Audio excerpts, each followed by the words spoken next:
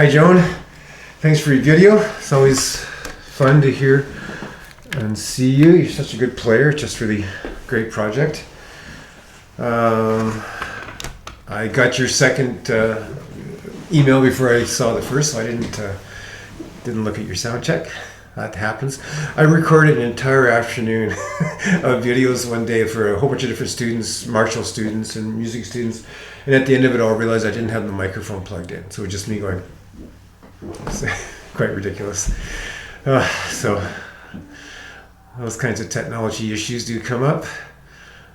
Thank you for immortalizing my my thoughts as Kenisms. That's kind of fun. And you mentioned about inner scrambling. Yeah, that, and I appreciate that perspective, because we can look really good and even sound really good, but if it doesn't feel good, then that's not what we're trying to cultivate. So everything can be sounding good, appearing good from the outside, but we know that you feel like you're bending nails, so something has to change. So I really appreciate that kind of awareness and sensitivity.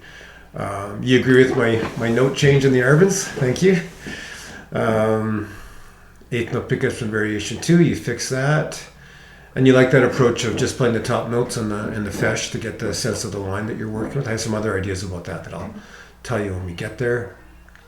And you were talking about just having not such a great day on the instrument yesterday. And that's so normal. And yet it's still hard to accept when it's happening to us, There's a natural ebb and flow. We probably had this conversation before. It would be so much easier if things just went steadily up in an upward incline as we continue to practice. We get better. Every day's a little bit, incrementally better than the one before, and every week is, sadly it doesn't work that way. And even in terms of all the different aspects of our playing, something will improve a lot while something else kind of lags behind, and then it starts to undermine the thing that is doing well. And it's a pretty complex picture, just human development in general. And you've probably heard these kinds of descriptions before, but there's a book that I'm not 100% behind, because there's a lot of stuff in there that I think is kind of nonsense, especially the martial arts stuff. But there's this Aikido guy who wrote a book on mastery, I think. And he was talking about various people who get into different kinds of sports, and how like somebody gets into golf and they buy all the gear and they peak, and then they come down a little bit, and then they quit and they sell everything, and then they start another thing, and they peak, and then they come down, and when they come down a little bit from their first peak, they stop. And if you stay with something a little bit longer, he has names for all these things, the dabbler and the weekend warrior or whatever. But what he ends up describing is a path of long-term progression where we have relatively quick upswings in our ability, and then we typically we peak, and then we come down, and then we plateau, and then we stay at a plateau for a certain length of time, and then we have usually a quick peak again. And then we come down a little bit from that peak and we plateau, but now we're plateauing at a higher plateau than the previous one. And that's the real path. So seen from a distance over, you look back over years, as you did a couple of times in your video, that you were reflecting about how much you've improved since last year. And so you can map out a steady line of improvement since last year. But if you went day to day, you start to see those kinds of patterns. And as I said, over different kinds of things, like you might really be feeling rhythmically strong today, but for some reason the high notes aren't coming out, and so those patterns are overlapping and with different schedules, and and sometimes everything comes together and we really feel great and having a really great time, have a really good concert or a really good rehearsal or just a really good day practicing, and some days it's just like it seems like nothing's working. and I think the solution with that is to work within what today's bubble of success. And it's hard because oftentimes there's kind of an attitudinal thing. We're kind of expecting things to just work, and for some reason they're not, or something like that. And we don't want to be bothered. I think we've worked hard enough. This should be working by now. And today is not the day where that feels like it's happening. And so it takes a certain positive attitude that sometimes we're lacking on days like that. And a certain willingness to back up, which we also are typically lacking on days like that. So in many ways, it has more to do with our psychology than our actual physical ability. And if we were like thrown into a situation where we had to produce, chances are that could be actually a really good day. Yeah, and it's not uncommon for musicians to feel like I just felt terrible when I warmed up today, but then I went to perform or for rehearsal, what have you, and it was all good. I don't know why it felt so bad when I was warming up, because you didn't have the immediate pressure of producing or something, you know. But the solution to a day like that is to really lower the bar and to back things up, slower tempos, you know, all of that kind of stuff, and just really take it easy and really find the reduced field in which we can have fun and be successful. And if we can't do that, either because we're not willing to, or it's just everything's just not working at such a level, sometimes it's best just to put the horn away and say, this is not the day for this. I'm just not feeling it. I'm not enjoying it. You know. So there's such a thing for sure. But it totally happens to everybody. Bordoni, yeah, very cool what you said about the Bordoni, that you wanted to actually mark some things in. I think that's brilliant. That's really, really smart. And so then as you continue down the process, I can talk to you more about your specific decisions rather than just what sort of occurred to you at the moment of that particular performance. You can actually make some artistic decisions about, you know, where those dynamics are. And essentially we're dealing with these kinds of things. You're going to crescendo up, you're going to diminuendo down. Typically, you're going to spend more time crescendoing and less time diminuendoing. And there's going to be a certain period, it could be one note or it could be a whole bar or 4 bars of peaking. You know, so we have to determine, you know, where the peak is, how long it lasts, and where do we come down. And that seems very kind of pre-planned, but it gives us a vocabulary that we can draw on in a more improvised way when we come to other kinds of music. But these are studies, and this is exactly what we're studying. So I think that's great. A really, really good idea. And congratulations on your scales, getting down to 219. That's fantastic. Look forward to more of that. You'll definitely get them under 2 minutes. Okay, so let's get into what you actually played. The Arvins. Sounds really good. Sounds really beautiful. You're feeling that the impact, I had said last time, if I remember correctly, that it doesn't matter about the tempo, just get them to some tempo that works, then we'll come back and do this section again at some point. Maybe go back and do this section again while you're also going on to another section. The Arvins might be the approach. We'll make that decision when we get there. But it highlights for me that kind of conversation that you're not really happy with that. And some of the playing you did at the faster tempo sounded really good. And so it makes me think, yeah, maybe you could get them up to tempo. And so then what has to happen is the practice techniques needs to be tweaked, needs to be improved. And so I want to talk to you about that a little bit. Okay, so first thing, number 1, Arvins, short notes. So you're playing what I would consider to be a note length that's entirely appropriate for the tempo you're playing. It's really artistically good. Your artistic instincts are really strong, and you're going da da da da da da. It just sounds. It's so beautiful. It just sounds perfect. But it's not developmental. It's like if that was the goal, if 80 was the goal tempo, then we'd be done here. But if you want to be able to play them faster, Arvins is saying play a shorter note in order to get to faster playing. So you need to play those 8ths and 16ths, especially the 16ths, way shorter than would be. It's going to sound a little weird. It's going to sound a little odd. It's going to sound less musical than you would like. Kind of like, why are you playing like that? Well, because when I go, that's the note length that I need to be able to produce in order to play that fast. Right? That's the thinking behind it, and it works, right? There's a different attitude in reflected in the Bordoni studies. So you have both these two ways of achieving a fast and fluid and a good technique, a good clean technique. So in the Arvins, you can be playing quite a bit shorter notes, and I don't sense that your focus is there. So I want to shift you back to playing the shortest notes you can possibly play, and I think you'll find that right away that it's easier to play them at the faster tempos for a bunch of reasons. And I also want to review the 3 tempo approach. I have these kinds of techniques and methods for when they're appropriate. And it doesn't really matter to me how people use them. People sort of automatically modify them to their own uses. It doesn't matter to me unless it's not working. And right now, it's kind of not working optimally for you. So I want to just kind of review the principles of it and maybe get you back on track with that a little bit. So first off, it's 3 tempos. So if 100 is your current fastest tempo that you can do successfully, then you're starting at 60, not 80, right? You start way back at 60. And if 100 is crazy, then you go back to like you put it at 40 or 80 to the eighth note. You know, so you can go da da da. Sorry, da da da da da da da da da da. You know, that's a good tempo.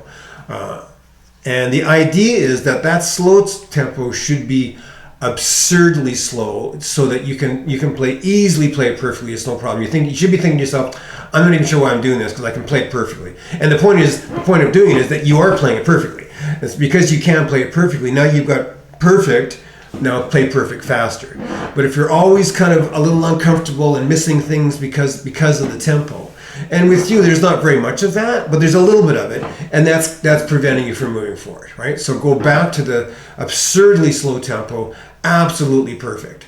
And also, with this method, something that you're also not doing that I recommend is do all the studies you're going to do today. So if you're going to do 3 Yarburn studies, do all 3 of them at the slow tempo. So you're really getting the groove of da da da da da da, you know, da da da da da da. Super short notes, ridiculously short notes, absurdly slow tempo, and bang on, just perfect playing. Which is also going to give you the mental space to say, hey, I could go da da da da da da da da da da. You can apply some of these Bordoni type principles to the Yarburns, and I highly recommend that you do. But at the faster tempo, where some notes are working and the rhythms are hard to interpret, or you mispitch things, you can't. You don't have any room for that. So you go at an absurdly slow tempo and you play all the studies at that tempo that you're going to play. So you really get in the pocket and everything's just so good and really feeling good. And you kind of get over, how slow this is, because you're starting to get into it because it's fun and it feels really good. And now after doing that, now you're so ready now to move the metronome up to 60 or 80 or whatever the middle tempo is in your practice. And you play all 3 or however many studies you're going to do today at that new tempo, and that's going to feel really strong, especially by the time you get to the end of it. And then finally, you go back and play everything at the faster tempo that has is in your plan. And if that tempo is working pretty well, and you're not feeling super uncomfortable, and you can kind of tell, you can think, yeah, okay, it's not perfect, but I know that like by tomorrow, the next day, it's going to be perfect, so I'm going to stay with this. Or no, this is too much of a scramble, it feels bad, it sounds bad, it's a mess. I need to go back and start even slower and have 3 tempos before I get to this one, right? And after you've done, say you did 60, 80, 100, let's say, then you've done all that, you might think, that felt really good. I should just try one of these at 120 and see how it feels. And somewhere along in this process, within a week, probably you're going to shift and go 80, 100, 120. That's probably what happens. But those are those principles are what makes that happen. And this brings me to another kind of practicing for speed that I call 4 times practicing. And I want to talk to you about that in connection to variation 3. I just put it in the wrong place. I wanted to put it down here. So, sorry. Changing my notes as I talk to you. Number 22 sounded great at 116. So I know that you've got the potential there. So those 2 things, working a little more with a little more correctness with the 3 tempo approach, and also really focusing on making super stupidly short notes, I think you'll find you'll get to the speed that you're looking for. But number 22 sounded fantastic. And as you said, a year ago, you couldn't play like that, like at all, not remotely. And not just the speed, but the cleanliness of it, the precision, just the beauty of every note being like, perfect, and going up and down the range, and some of those, all these little quick little intervallic passages. It's really quite impressive. So great work. Variation 2, you went to 50 because you thought 60 was a bit frantic, and I already talked about that when you were saying earlier in your chatting part, and yeah, that's really great that you go to where it feels good, not just where you can more or less do it. The opposite approach that I run into way too often with amateur players, usually when they haven't had very many lessons yet, they get over it. But there's often this thing, oh no, I should be able to play it at this tempo. I say, try it slower. No, I should be able to play it at this tempo. Who cares what you should be able to do? It should feel really good, and it should be fun, and it should sound good. And so then we think, yeah, I like practicing. And what's more, that kind of practicing actually yields more results than this stressed out kind of struggle. It's not supposed to be struggle. We're not practicing how to struggle. We're already good at struggling. Yeah, so that sounded beautiful. I have no complaints about what you're doing with variation 2. It sounds really, really good. So I keep on getting this notification sound on my laptop. You just heard it, I think. And I don't know what it's for. I don't see anything. Okay, variation 3. So I'll just say the stuff I'd said besides the thing I wanted to get to. It's pretty fast already. Like you're starting this one, and you mentioned how you couldn't triple tongue a year ago, and the triple tongue sounds fantastic. So it's really clean. I can't tell how you're tonguing, so I'll take your word for it that you're triple tonguing. But you're starting with a pretty fast speed already. So that's, again, you know, and these long ranges and a lot of really amazing stuff going on there that I think if you played like this a year ago, you would have thought you'd died and gone to heaven or something. I would say it is pretty fast already. You don't need to start this fast. And there was some stopping and starting. So play it a little bit slower. And if you're at the slowest number on your metronome, then you just multiply by 3, right? So let's say you're doing it at 40. So if you went 3 times 4, 120, that would be how fast your triplets are. Or your what is it? Whatever it is. So that would be 120. So you could move that. Say you wanted to go down to 30, and there's no 30 in your metronome. 3 times 30 brings it to 90. So you can put your metronome on 90. Or 80 or whatever you want, and that's your 8th note, which is going to feel like absurdly slow, but it's going to be so good and so perfect. And you're not going to need to spend a lot of time doing that, but you can kind of clean up all those little spots where you hit a knot and you stop and start. You can just clean that up and then go back to your 40 and then keeps going smoothly through, and the whole thing will be more fun. Shorter notes for speed, as I said. So that's especially important at the slow tempo, so that you don't just play a note length that really makes musical sense at that tempo. Play the note length that's going to be at the fast tempo, which is going to be really short. Okay, so I wanted to talk about something called 4 times practice in connection with this and variation 2. And the way 4 times practice works is we go to the end of a piece, and you can typically do this at a faster tempo than any other practicing thing. So it might be the tempo, the finished tempo, or something faster than you're currently doing. And it's a really good approach to take if you're hitting kind of a wall and you get to a certain tempo and you just can't get past it. You can play bits and pieces, but then it falls apart and you keep on hitting transitions, and you can't just play it through at the fast tempo. So what we do, we go to the last bar or the last phrase or the last sort of bite-sized chunk of music, and usually with the very last phrase it's just like the last note or something. That doesn't always make sense, but the first actual bit of playing to be done, and you put a metronome on and you just play that much, like over and over, you loop it, so you can get it like 4 times in a row, and it's just perfect even at a pretty fast tempo. And if it's a small enough chunk, that's going to be quite possible. And then you go back and do a chunk before that, and you get that chunk. It might be a bar or 4 bars, depending on the piece, whatever makes sense and is really bite-sized and really doable. And you get that going. It might take a little bit of practicing, figure something out. Okay, I got it. Get it up to tempo and get it 4 times at that tempo that you're working with. And then you keep on going until you get to a whole thing that seems like kind of a 4-bar phrase or something, like sort of one sentence of music or something. And you do that and get that, so it's like 4 times in a row, perfect. And then you just continue. Now you're not going to play that music again. You go back to the bar or the section before that, 4 times, 4 times, 4 times, that whole section 4 times, and you work your way backwards to the beginning of the piece. And once you've done that, then you start at the beginning of the piece, and probably at a slower tempo, you can play through the whole piece, and you start to crank the metronome up that way. So that's a fun way and a fast way to get things up to tempo, especially when you've done the preliminary work that you've done with a lot of this work already, where it's good at a slow tempo, but how to kind of crank it up there and get it up there, that's a really fun way to do that. Okay, and that brings us to the fesh. Really nice work there. Sounds really good. Make sure that pickup note, I think it's a 16th, that it's a 16th. I think you're playing like a 30 seconds. So think about where you're going, and I don't have the music in front of me and I forget it now. But it's like da da da da da da da da da. So the piece is going da da da da da da da da da. That's how fast it's going. Da da. So I don't fall into that thing that 16th notes are just a fast note. There's an actual length to it, and it's the length that you're playing for the rest of the piece. So just do that.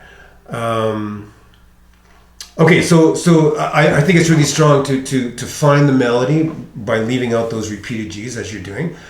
And you're finding that doesn't necessarily lead to immediately being able to add the low G, although maybe sometimes it does, or it's better. It's because now you're able to hear the note that you're going for when you're coming back up. Obviously, you can hear the G, but do you know what note you can actually hear and sing the note that you're actually going for? So no, by playing those notes as the melody you are. And that's what you want to do, is emphasize that stuff and kind of play the G's kind of soft.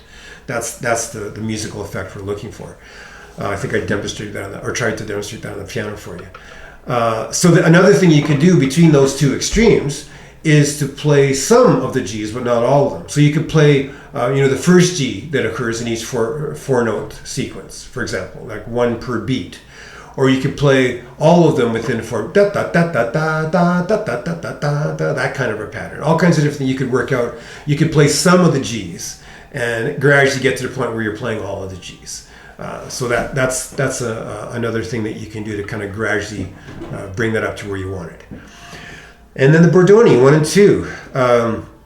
This sounds great. I wasn't thinking in these terms, but we got you going on the Arbans primarily because you had said you wanted to develop techniques. Let's say, well, let's do the Arbans. But this Bordoni stuff really is a natural fit for you. And so it's good that we've done a bunch of Arbans, so you can triple tongue and you can play fast, and so now you can really explore your lyrical gifts, and you have a real affinity to that. And the trick is to, like I was saying earlier, to apply some of these lyrical principles to everything that you play. So like the secret of playing a march, if we're going,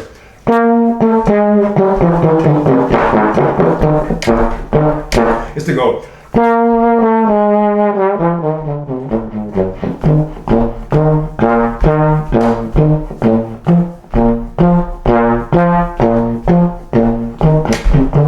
Right? So you go. Right? So I'm finding these kind of shapes. We find that lyricism within all music. All music is lyrical. All music is singing and dancing. That's music, right? So the Bordoni is great, and you've got a nice natural approach to it. It's a beautiful sound, nice shaping. As I said before, I'm really glad and even as you were playing for me and stopping and starting and redoing things, you were saying, yeah, that's not where I want that melody to go. You're looking for where's the peak of that dynamic, and it's not always obvious, and sometimes you can experiment with different places before you decide this seems right to me. And it's good to mark those things in some way. I'd like to also recommend that you make the most beautiful and the highest emotional content possible, and one way to help that is to use vibrato. And so this is a wonderful context in which to develop that euphonium vibrato, which is a wonderful aspect of that instrument. I know in brass bands everybody plays with vibrato, but in mostly in the professional world, you don't hear a ton of vibrato. Except maybe for euphonium. So it's kind of really expected that the euphonium player, if anybody can play a vibrato in this brass group, it's the euphonium player. And so that's something I recommend that you do. I was impressed that you noticed you started doing this with the chicken wing thing. That's good. You saw that. Nipping that in the bud. Oh yeah, you asked about the grace notes. I'm sorry I don't have the music in front of me, but I'm going to say...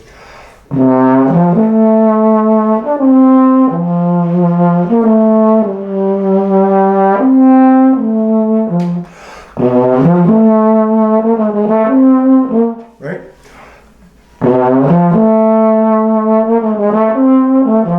And so that can just literally be 4/16 on beat 3. Bum ba bum two ba da da da da. Does that even make sense? Bum ba da da da. I guess it would be. I guess it's on beat 2. Anyways, it's just 4/16 for the and you heard what I was doing.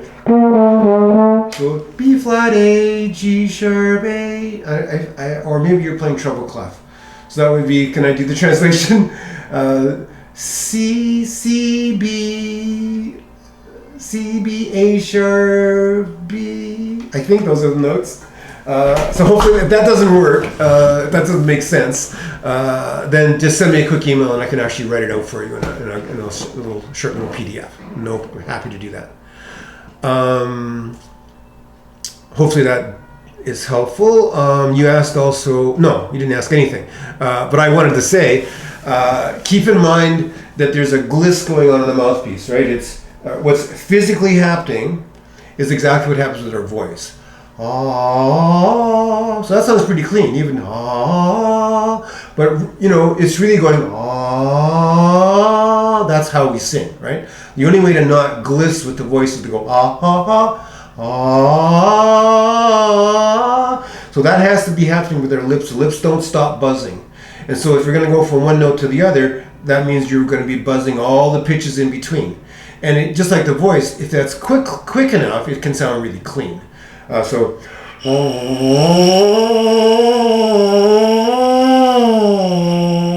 that's what's going on. So that's especially important when the intervals are bigger, and also especially important if you're going to a higher note, because there's a tendency to go, what is that?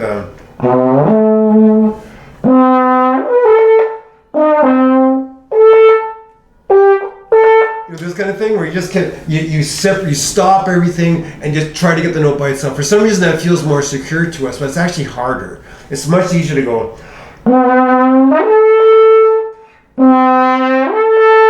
Right, so I'm glissing up from a D to the B in the mouthpiece. And if I hear a little bit of the blah, blah, you know, some of the notes in between, that's actually okay. And if you don't want that, you don't eliminate the gliss. You just do it a little bit faster, so it sounds cleaner. But having a little bit of that sound is what they in voice and violin playing and string playing in general they call portamento. It's wanted. Sometimes you'll play something on one string, so you get some of that connected sound, that vocal blah, rather than going blah, and it's super clean, but it doesn't sound very sung, right? So we've got that available all the time. So you know that's one of the things it's one of those corny things that people say. So when Joan plays that euphonium, it just sounds like she's really singing, you know. And that's actually what we're after. As corny as that sounds, that's exactly what we're after. That it's not different from our actual singing. All right, my friend, that's so lovely to hear you play. You're talking about cross-country skiing. You bet Jen's been out cross-country skiing. She was out cross-country skiing when it was like 30 below and the coldest days. She was out there doing it. She went out recently and she didn't like it because things have frozen and melted and frozen. The snow is yucky, but thanks for asking. Hope you're having a great week, and I look forward to your next video. Thanks, Joe.